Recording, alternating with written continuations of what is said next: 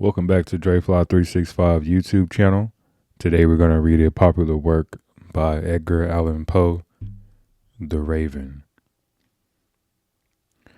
Once upon a midnight dreary, while I pondered, weak and weary, over many a quaint and curious volume of forgotten lore, while I nodded, nearly napping, suddenly there came a tapping, as of someone gently rapping at my chamber door.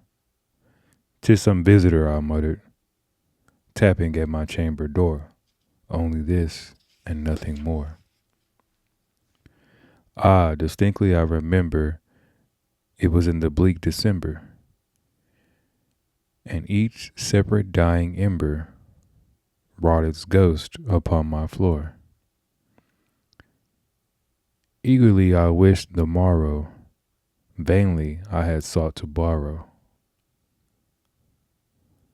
from my books surcease of sorrow, sorrow for the lost Lenore, for the rare and radiant maiden whom the angels name Lenore, nameless here forevermore. And then silken, sad, uncertain rustling of each purple curtain thrilled me, filled me with fantastic terrors never felt before. So that now to still the beating of my heart, I stood repeating, "'Tis some visitor entreating entrance at my chamber door." Some late visitor entreating entrance at my chamber door, that it is, and nothing more. Presently my soul grew stronger, hesitating then no longer. "Sir," said I, "or madam, truly your forgiveness I implore.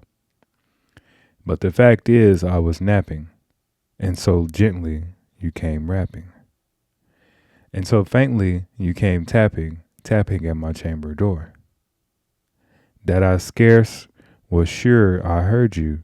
Here I opened wide the door. Darkness there and nothing more." Deep into darkness peering, long I stood there wondering, fearing, doubting, dreaming dreams no mortal ever dared to dream before. But the silence was unbroken, and the stillness gave no token, and the only word there spoken was the whispered word, "Lenore." This I whispered, and an echo muttered back the word, "Lenore." Merely this and nothing more. Back into chamber turning, all my soul within the burning, soon I heard again the tapping somewhat louder than before. "Surely," said I, "surely that is something at my window lattice. Let me see then where thereat it is, and this mystery explore. Let my heart be still a moment and this mystery explore. 'Tis the wind and nothing more." Open here I flung the shutter with many a flirt and flutter. In there stepped a stately raven of the saintly days of yore. Not the least obeisance made he, not an instant stopped or stayed he, but with mine of lord or lady perched above my chamber door. Perched upon a bust of Pallas just above my chamber door, perched and sat and nothing more. This ebony bird beguiling my sad fancy into smiling, by the grave and stern decorum of the countenance it wore. Though my crest be shorn and shaven, thou, I said, art sure no craven. Ghastly grim and ancient raven, wandering from the nightly shore, tell me what thy lordly name is on the night's Plutonian shore. Quoth the raven, "Nevermore." Much I marveled this ungainly fowl to hear discourse so plainly, though its answer little meaning, little reverency bore. For we cannot help agreeing that no living human being ever yet has blessed with seeing bird above his chamber door. Bird or beast upon the sculptor bust above his chamber door, with such a name as Nevermore. But the raven sitting lonely on the placid bust spoke only that one word, as if his soul in that one word did outpour. Nothing farther than he uttered, not a feather then he fluttered, till I scarcely more than muttered, other friend have flown these before. On the morrow he will leave me, as hopes have flown before. Then the bird said, Nevermore.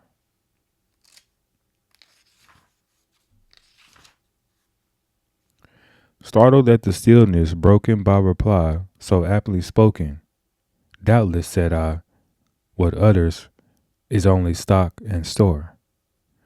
Caught from some unhappy master, whom unmerciful disaster followed fast and followed faster, till his songs one burden bore.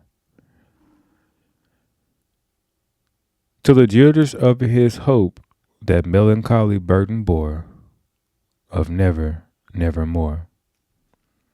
But the raven still beguiling all my sad soul into smiling, straight I wheeled a cushioned seat in front of the bird, and bust in door. Then upon that velvet sinking, I betook myself to linking fancy unto fancy, thinking what is ominous bird of yore. What this grim, ungainly, ghastly, gaunt, and ominous bird of yore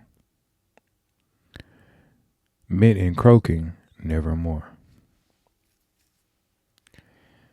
This I sat engaged in guessing, but no syllable expressing, to the fowl whose fiery eyes now burned into my bosom's core.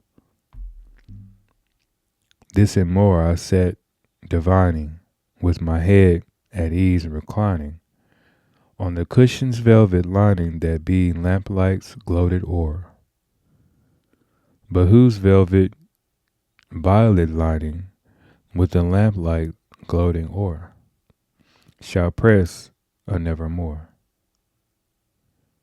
Then methought the air grew denser, perfumed from an unseen censer, swung by angels whose faint foot falls tinkled on the tufted floor. Wretch, I cried, thy God hath lent thee, by these angels he hath sent thee, respite, and nothing from thy memories of Lenore. Quaff, oh quaff this kind of nymphy, and forget this lost Lenore. Quoth the Nevermore. Quoth the raven, Nevermore. Prophet, said I, thing of evil, prophet still, if bird or devil, whether temper sit or whether tempest tossed, thee here ashore, desolate yet all undaunted, on this desert land enchanted, on this home by horror haunted, tell me truly, I implore. Is there balm in Gilead? Tell me, I implore. Quoth the raven, Nevermore. Prophet, said I, thing of evil, prophet still, if bird or devil, by heaven that bends above us, by God we both adore. Tell this soul, with sorrow laden, if within the distant Aden, it shall clasp a sainted maiden, warm thee, angel's name, Lenore. clasp a rare and radiant maiden, whom the angels name Lenore, quaff the raven, nevermore. Be that word of sign or painting, bird or fiend, I shrieked on starting. Get thee back into the tempest and the night's Plutonian shore. Leave no black plume as a token of that lie thy soul has spoken. Leave my loneliness unbroken. Quit the bust above my door. Take thy beak from out my heart, and take thy form from off my door.